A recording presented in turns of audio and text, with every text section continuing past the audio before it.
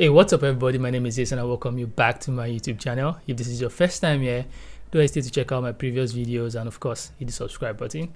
If this is not your first time and you're still here, to hit the subscribe button, please do so. Thank you. In this video, I actually want to talk about developer relations and based off my experience and things I've been reading lately from more experienced developer advocates. And I want to share two tips I feel like anyone that's breaking into the space or trying to become a developer advocate or get involved in developer relations should use as a form of guiding tool when they're making choices and decisions that should impact their career. So I hope you enjoyed this video and I'll see you in it. So developer relations isn't so much of a new role, but it's beginning to take off more as more companies begin to realize how important it is to have relationships with their developers, get people to talk about their products, and also make recommendations, tutorials, and all those other types of content, right? So as more people try to get to developer advocates, you get to see that different companies have different understanding of what they think developer relations or advocacy involves. So it's up to each individual developer advocate to know this is what they stand by, this is the kind of job they're trying to do, and this is the kind of thing they're trying to achieve being a developer advocate and communicating with the developer community. So based off my experience and things I've read from different developer advocates, I feel like regardless of any choice or any industry you're working in as a developer advocate, these two tips I'm about to share, or these two, I don't want to call them rules, but like recommendations, should be able to guide decisions that need to be made at any point in your career when it comes to developer relations. When it comes to developer relations, right? So the first one is actually very important. I think it's probably the most important one. Your role as a developer advocate actually boils down to being the bridge between the developer community and the company that you work for. But you should realize that the customer always comes first. You are basically working for the customer as a representative of the company. So you should ensure that, so the first advice basically is to ensure that you do not do anything that jeopardizes your integrity as an advocate for the developer community, right? So if you don't have to turn to a salesperson, you don't have to lie about what your product is offering, you should ensure that you are not saying things that are not correct just because you want to make a conversion or anything like that. You are basically someone that has experience with this product or this platform and you're their representative, but you are basically working for the customers, which is developers in this case.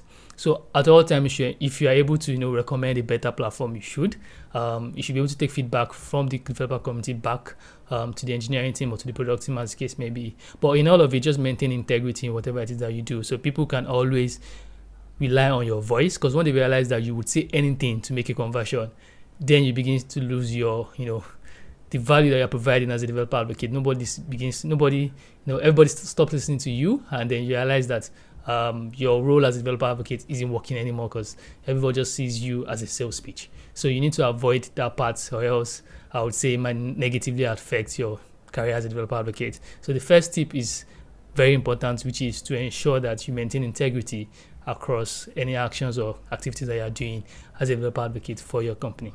So the second tip is a little bit more tied to skill set, right? So I would definitely recommend that if you're getting to developer advocacy, regardless of what the structure is at your company, you should ensure that you continue to code.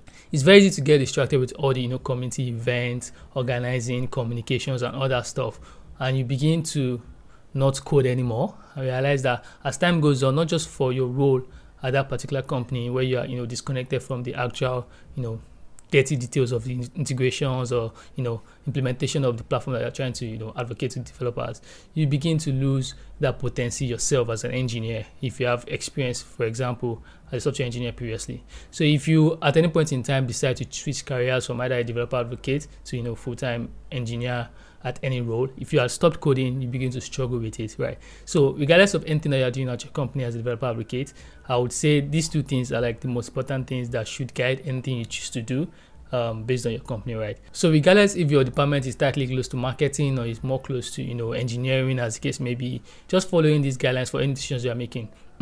This thing I'm about to do, does it reduce my integrity? Does it make me appear like a liar? So regardless of what you're doing in your company, I feel like these two guidelines should help shape what you choose to pick up or choose to drop or choose to recommend in a different way. It's like saying, oh, we want to do this program for do this campaign to be able to get more developers.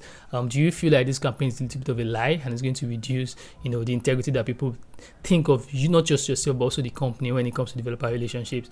Do you feel like they're going to understand that this might be a lie, this is not true, this is just going to be a sales pitch?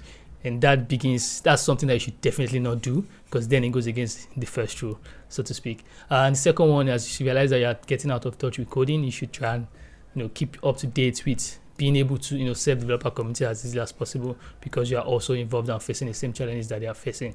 If you have other tips that you'd like to share, to fellow developer advocates breaking into the space, please do drop them in the comments, or if this is shared on Twitter, drop them on Twitter as well. I'd definitely love to retweet. So yeah, basically I feel like these two tips should shape anyone looking into, at least for the beginning of your career, shape the decisions that you make as a junior developer advocate, for example, and ensure that you continue to build on the integrity that you currently have in the developer community to be able to relate to these developers. So yeah, I hope this is useful for at least one person or anyone that comes across this video looking to break developer advocacy space. And if you find it useful, please share in the comments. I'd love to discuss about this and also other tips that you might have when it comes to developer relations. So thank you guys for stopping by, and like I said earlier, don't hesitate to hit the subscribe button. Hey, shit up.